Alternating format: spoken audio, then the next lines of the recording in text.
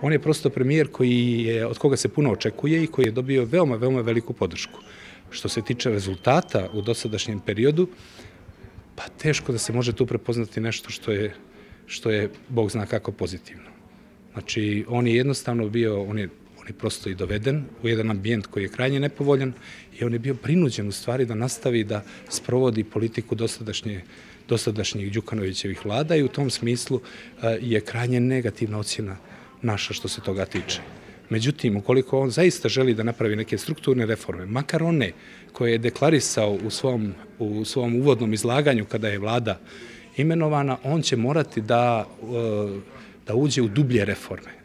A te dublje reforme zahtijevaju političku snagu koju on trenutno nema. Sa jedne strane, mi vjerujemo gospodinu Lukšiću još uvijek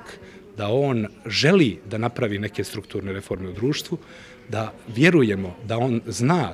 to jest da je svjestan, da bez kvalitetne borbe protiv korupcije i organizovanog kriminala nema pravljenja kvalitetnog biznis ambijenta u Crnoj Gori i vjerujemo da on zaista je spreman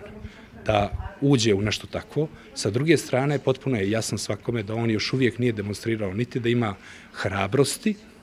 a niti snage da uđe u neke strukturne reforme, jer te strukturne reforme znače sukob sa onim monopolima i sukob sa onom dosadašnjom politikom, pa dakle i sa autorom te politike, sukob u političkom smislu, za koji on još uvijek nije spreman. Što se tiče premijera Lukšića, on je svjesno ili sticajem okolnosti bio i jeste vjerovatno nada dosta građana Crne Gore da se napravi jedan otklon, da se krene sa nekom kvalitetnom politikom što se tiče u odnosu na rad ranijih vlada, kao mlad čovjek, kao čovjek koji je u svoj tim okupio i nove ljude koji najvjerovatnije nisu opterećeni nekim barijerama i hipotekama u odnosu na ranije dešavanje u Crnoj Gori. Znači, očekivalo se da će u ovih 100 dana napraviti neki jači otklon ili novu politiku. Ima pozitivnih pomaka, posebno zato što dokumenta koja su dolazila ili izjave koje su bile bar na početku mandata govorili su o tome,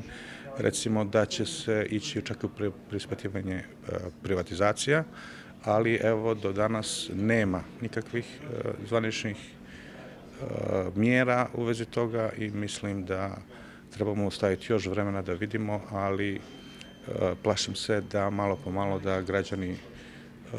će svoju nadu početi da gube i vidjet će da li je to vlada kontinuiteta kao što je sam izjavio.